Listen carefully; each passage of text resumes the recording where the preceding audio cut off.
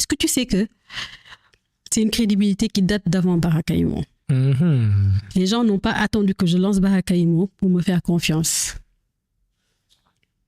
Les gens m'ont fait confiance bien avant. Même quand je travaillais dans l'immobilier dans d'autres structures, mes premiers clients, c'est les clients avec lesquels j'ai travaillé dans d'autres entreprises, qui étaient tellement satisfaits de comment on a travaillé ensemble, qui étaient tellement satisfaits du traitement qu'ils ont eu avec moi, qu'ils ne voulaient pas, au-delà de la transaction, me perdre en tant que partenaire. J'ai été beaucoup encouragée par des clients que j'ai connus avant Baraka pour justement me lancer. C'est des gens qui voulaient continuer à travailler avec moi. Effectivement, c'est des clients qui sont toujours avec moi, que j'ai connus dans d'autres entreprises et qui sont toujours avec moi, qui me confient leurs projets, qui me confient leurs transactions, qui me recommandent à tout va, partout. Donc, c'est une crédibilité que j'ai pu travailler, que j'ai pu acquérir avant même de lancer Baraka. Et quand j'ai lancé Baraka, j'ai continué dans cette lancée à toujours tout faire pour bien travailler, pour bien faire les choses, pour satisfaire les clients, pour vraiment faire les choses proprement. Et il n'y a pas de secret. Quand tu fais ça, tout se passe bien. Pour moi, c'est l'humilité.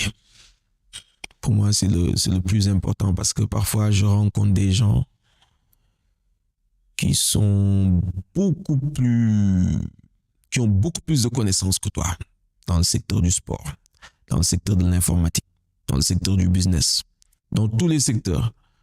Peut-être c'est rare de trouver quelqu'un qui regroupe tout cela, mais tu peux rencontrer des personnes en fonction des secteurs qui maîtrisent beaucoup plus que toi.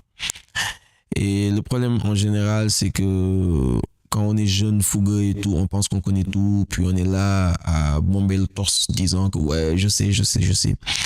Alors que parfois, il suffit d'être un tout petit peu calme, d'écouter, d'échanger. On se rend compte qu'on a besoin des gens qui sont très, très expérimentés.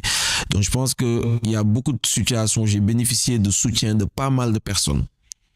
Pas mal d'autorités, pas mal de personnalités ont eu à me soutenir parce que peut-être ils m'ont dit que j'ai une petite sagesse, une petite humilité qui fait que ils n'ont pas eu de mal à m'accompagner dans mes activités. Donc ça m'a ouvert énormément de portes. Donc pour moi en business, il faut être humble. Il faut être humble et bien éduqué en fait. C'est-à-dire il faut éviter d'être impoli. Parfois, souvent, dans nos relations avec nos employés, nos amis et tout, la façon de parler, la communication et tout. Pour moi, c'est pas une relation employé-patron, mais c'est une relation entre frères. Et il faut avoir des soldats. Il faut avoir des soldats qui sont prêts à mourir pour toi. Et toi aussi, il faut être prêt à mourir pour eux. Vis au-dessous de tes moyens. C'est ça le secret.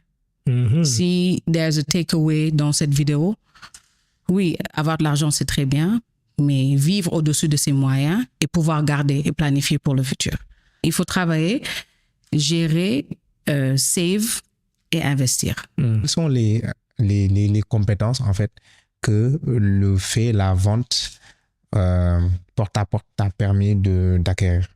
La première, mais elle est constante, quel que soit le type de vente, même aujourd'hui, dans tout ce que l'on fait en internet marketing, la vente en ligne, la vente sur les réseaux sociaux, la présence sur les réseaux sociaux. Le premier point, c'est l'accroche. Si je ne t'accroche pas, si je ne t'avais pas accroché lors de la vidéo de Marianne, merci Marianne, nous ne serions pas là aujourd'hui. Okay, donc l'accroche, accrochez votre public. Ta personnalité ne peut pas plaire à tout le monde. Il faut le comprendre très vite. Et puis passer au-delà. Parce que c'est pas important ce que les gens pensent. Si c'est positif, c'est bien. Si c'est négatif, c'est bien. Mais c'est pas fondamental. Ce qui est fondamental, c'est qui tu es. Quelles sont tes valeurs? Qu'est-ce que tu apportes au monde? Et donc, le fait de toquer aux portes, la première chose qu'il faut faire, c'est accrocher le public. Et c'est une constante dans tout ce que j'ai cité juste à l'instant, que ce soit vendre des glaces sur la plage ou que ce soit appeler un grand client, appeler un directeur général d'une des très grandes sociétés au monde ou en Afrique ou ailleurs.